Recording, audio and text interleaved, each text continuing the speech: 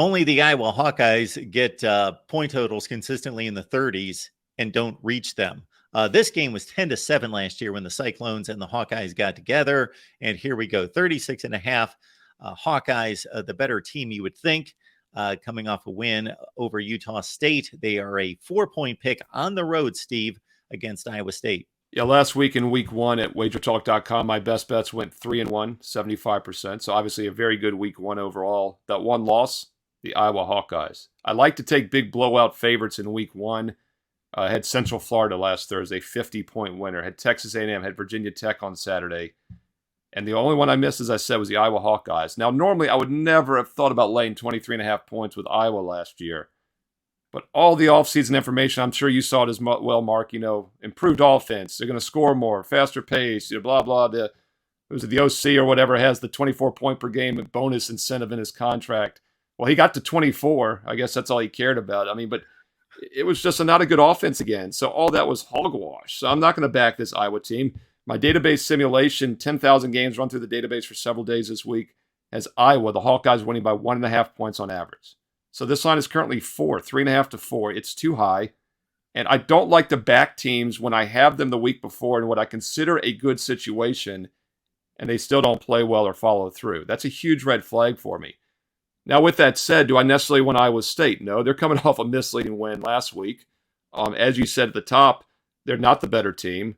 30-9 win against Northern Iowa. They were only a 7-point home favorite against FCS Northern Iowa last week.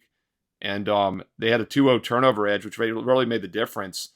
Overall, the yardage was pretty much equal. In fact, I believe they gave up about 35 yards more defensively than they gained, even though they won 30-9. So these are two teams that did not look impressive last week. I don't trust that Iowa offense. As you mentioned, extremely low-scoring game last year, but 36.5 is crazy.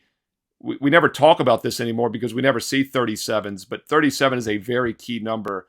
And back 20-some years ago when I started in the 90s in the NFL, we had a lot of 37s, 41s. Those are the key numbers. So 36.5 actually is a very low total because 37, there's about a 3 to 4% chance a game lands on 37, 20-17.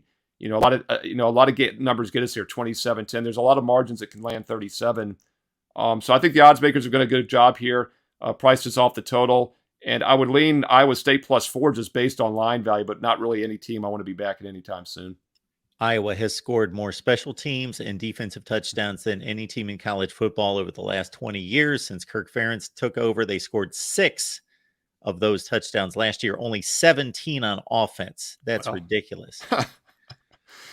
We had fun with this last year, Mark. I think Colorado is going to be our fun team, and I invite people to check out the Nebraska channel for the preview of that game. But Iowa was the team we enjoyed talking about last year because it was a freak thing, and I should have known better. I should have waited to see, right?